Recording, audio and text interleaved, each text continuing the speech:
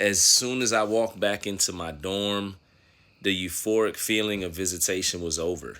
That feeling of peace that I finally got because I was able to sit down across from her and apologize and explain to her what I was going through, and she was able to say some things back that helped me understand, it was immediately gone. Once I walked into that dorm, it was 93 other men, 94 bunks in total, every bit of it open, no privacy or seclusion. There was no way to get silence or peace of mind not in there. Everybody was yelling, rapping, shooting dice, doing something, playing music out loud, talking out loud, laughing, cooking. It was just noise, confusion, and chaos. And I had been in a cell for years, and here I go.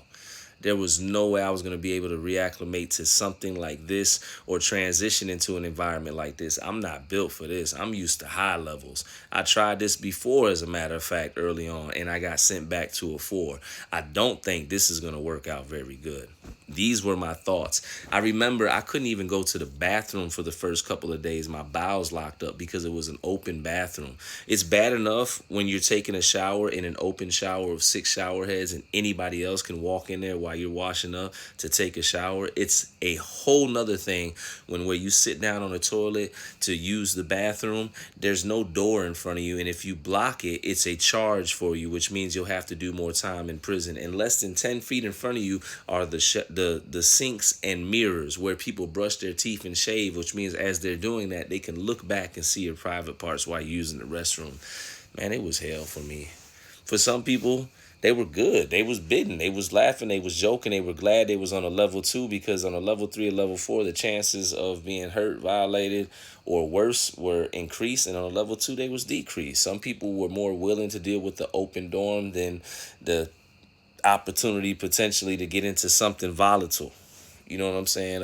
A serious altercation that could, possibly lead to them being there forever or not coming home. I get it. But for me, I was so stressed out, I was willing to roll the dice and go back up to a level 3.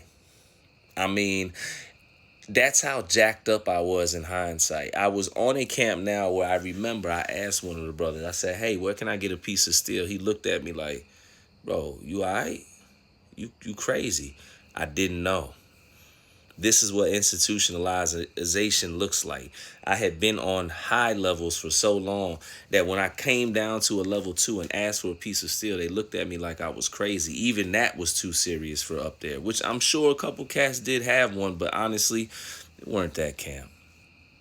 Something was wrong with me when you look at it and you think about it. For I wanted to go back to a cell, a 6x9 enclosed cell where somebody else could lock me in and control when I came out, because the stress and anxiety of the environment was too much. I had to find a way, though, to kind of mellow out and just make it through this. Why?